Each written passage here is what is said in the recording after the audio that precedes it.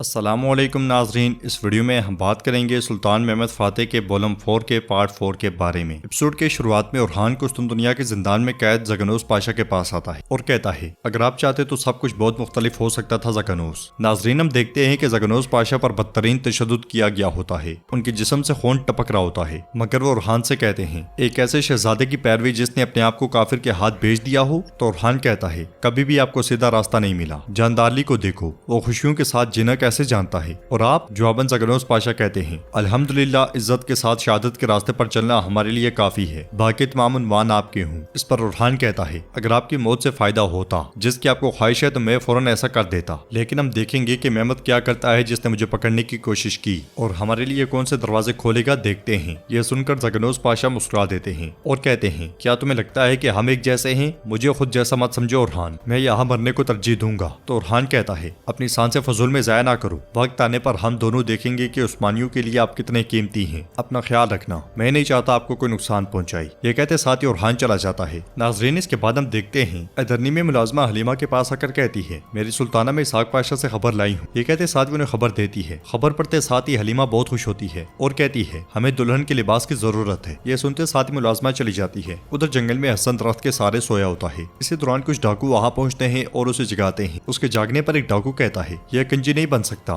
तो हसन कहता है मजाक करने के लिए और कुछ नहीं है क्या, अपने रास्ते पर चलो। यह सुनकर एक और डाकू कहता है यह तो बहादुर आदमी निकला, देखो इसे। हसन कहता है मेरे पास कुछ भी नहीं है, निकलो अपने रास्ते पर। मगर डाकू उसकी जानिब बढ़ते हैं तो वो पास मौजूद गिटार से उन पर टूट पड़ता है। दो तीन को तो पटकता है मगर बाकी तलवारें बेनियाम कर लेते हैं। इसी दौरान नेजा उठाए सल्तोक वहाँ पहुँचता है। सल्तोक को देखकर हसन बहुत खुश होता है। सल्तोक दो खंजर फेंक कर दो का काम तमाम कर देता है और बाकियों से कहता है मेरे पास आओ कमीनो। एक डाकू डरते हुए कहता है तुम्हारे साथ हमें कोई मसला नहीं है दोस्त। तो सल्तोक आगे बढ़ते हुए कहता है तुम्हें मुझसे कोई मसला हो ही नहीं सकता, लेकिन मुझे अब तुम्हारे साथ एक मसला है। ये कहते साथ ही वो नेज़े से उन पर टूट पड़ता है और जमकर उनकी धुलाई करने के बाद बारी बारी सबको मौत के घाट उतार देता है। उसके लड़ने की महारत देखकर हसन बहुत ज्यादा खुश होता है। डाकुओं को मारने के बाद सल्तोक उसके पास आकर कहता है अगर मैं वक्त पर ना पहुंचता तो वो तुम्हारे साथ कुछ बुरा कर सकते थे हसन भाई। मगर हसन कहता है इंशाअल्लाह मैं डाकू को शिकस्त दे सकता था। तो सल्तोक कहता है हमारे शहजादे तुमसे मिलना चाहते हैं, चलो जल्दी करो। हसन एकदम से खुश होते हुए कहता है क्या मुझे वो फौज में शामिल करेंगे? जवाबन सल्तोक कहता है तुम इतने ज्यादा जिद्दी क्यों हो हसन भाई, ये उस वक्त तक नहीं हो सकता जब तक कि बाली साहब नहीं चाहते और हमारे शहजादे तुमसे कुछ और चाहते हैं। तो हसन खुश होते हुए कहता है ये भी एक अहम फरीजा होगा, चलो चलते हैं। ये कहते साथ ही वो सल्तोक के साथ चल पड़ता है। अदरनी में सुल्तान ने इब्राहिम बे के लिए दावत का एहतमाम किया होता है। महमद फातेह और बाकी सब भी बैठे होते हैं। सुल्तान कहते हैं यह इंसाफ का कानून है, जो बोते हैं वो खाते हैं। मेरे नबी सल्लल्लाहु अलैहि वसल्लम ने फरमाया सिर्फ फयाज लोग ही खोलते हैं, आफियत हो। इसके साथ ही सब खाना खाना शुरू कर देते हैं। इब्राहिम बे कहते हैं आपकी सखावत और फराख दिली से हमें खुशी हुई और गौस कबाइल के पास महमद जैसा बहादुर देखकर हमारे लिए इज्जत की बात है मेरे सुल्तान। तो सुल्तान कहते हैं हमें महमद की हिकमत और बहादुरी पर फख्र है, अल्लाह का शुक्र है। और जहाँ तक आपका ताल्लुक है हर किसी ने दूसरे के साथ अच्छा सलूक किया। आप सही वक्त पर आए इब्राहिम साहब और हमारा साथ दिया, सलामत रहें। फिर सुल्तान जानदारली से कहते हैं तुम क्या कहते हो जानदारली? तो जानदारली कहता है सुल्तान और गौस के साथ भाईचारा है, लेकिन खून के रिश्ते ज्यादा मजबूत होते हैं। हमें जानने वाले जानते हैं जानदार के बेटों की हिकमत,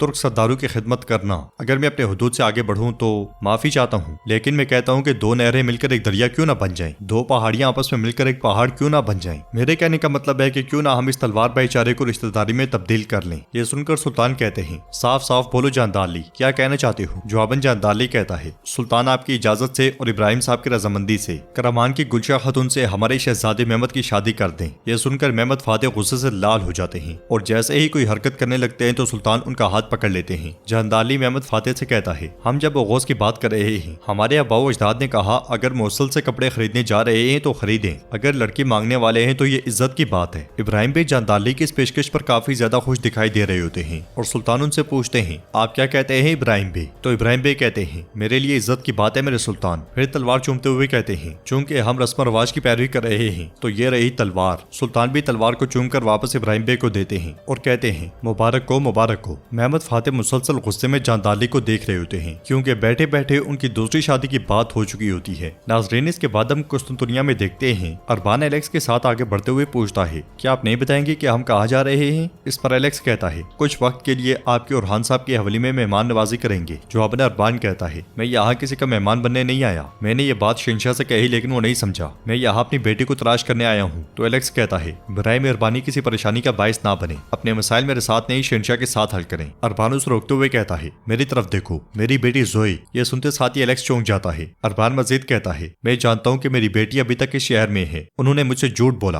और कहा कि वो मोरिया में है। एलेक्स एकदम से पूछता है, जोई तुम्हारी बेटी है? यह सुनकर अरबान उस्ताद उससे पूछता है, क्या तुम उसे जानते हो? मगर एलेक्स कोई भी जवाब दिए बगैर आगे बढ़ जाता है। अटर्नी में मेहमद फातेह परेशान होते हुए एलिना के पास आते हैं। उन्हें इस तरह से परेशान देखकर एलिना पूछती है, मेहमद क्या हुआ? खैर तो है? जवाब न मिलने पर वो उनके पास जाकर बैठ जाती है और कहती है, मेहमद क्या मुझे नहीं बताओगे? तो मेहमद फातेह कहते हैं, मैं तुम्हें कुछ बताऊं लेकिन ऐसा होना लाजमी था। एलिना पूछती है, क्या ये हुमा खतून के बारे में है या हमारे सुल्तान के बारे में? वो क्या है जो होना था? मुझे कुछ समझ नहीं आ रहा मेहमद। जवाबन मेहमद फातेह कहते हैं, मेरे बाबा ने रस्म और रवाज की पैरवी करते हुए एक फैसला किया। ये वो फैसला है जिसके खिलाफ मैं कुछ नहीं कह सकता। काफी देर तक वो आगे कुछ नहीं बोलते और एलिना इसरार करते ही चली जाती है। तो मेहमद फातेह कहते हैं, गुलशा खातून, उनके साथ मेरी शादी होगी। ये सुनते साथ ही एलिना को जोरदार धचका लगता है और वो कहती है, कौन सी गुलशा और कौन सी शादी मेहमद? तो मेहमद फातेह कहते हैं, मैंने गुलशा को देखा भी नहीं। ये मेरी ख्वाहिश नहीं है बल्कि सुल्तान का हुक्म है। एलिना उठकर मेहमद फातेह को पीछे धकेलते हुए कहती है, तुमने कुछ नहीं कहा? सबके सामने बोलने वाला मेहमद इसके बारे में कुछ नहीं कह पाया? एलिना के लिए अच्छा नहीं, बहुत उदास होगी। कुछ भी, मैं ऐसा नहीं कर सकता, ऐसा नहीं कह पाई तुम? मेहमद फातेह खड़े होकर कहते हैं, क्या आपको लगता है कि मैं दर्द में नहीं हूँ? तो एलिना पूछती है, फिर आप कैसे राजी हो सकते हैं मेहमद? क्या मेरी यही कीमत है? जवाबन मेहमद फातेह कहते हैं, तुम मेरे दिल की सुल्ताना हो, लेकिन मेरे बाबा हमारी रियासत के सुल्तान हैं। अब ना तुम्हें और ना मुझे कुछ कहने का हक है। एलिना बहुत गमगीन हो जाती है और मेहमद फातेह वहाँ से चले जाते हैं। कमरे से निकलने के बाद मेहमद फातेह आगे बढ़ रहे होते हैं कि उनका सामना गुलशा खातून और उनकी माँ से होता है। मेहमद फातेह को देखते साथ ही वो आगे बढ़ जाती हैं। मेहमद फातेह पलटकर उन्हें देख रहे होते हैं कि वहाँ पे आने वाला शख्स कहता है, करमान के बेटे इब्राहिम साहब की बीवी हसीबा खातून और उनकी बेटी गुलशा खातून। ये सुनते साथ ही मेहमद फातेह आगे बढ़ जाते हैं। उधर मुलाजमा हलीमा खातून से पूछती है, क्या हमें बोरसा कासिद भेजना चाहिए हलीमा खातून? हुमा खातून सूरत हाल के बारे में जानना चाहेंगी, है ना? तो हलीमा कहती है, तुमने अच्छा सोचा,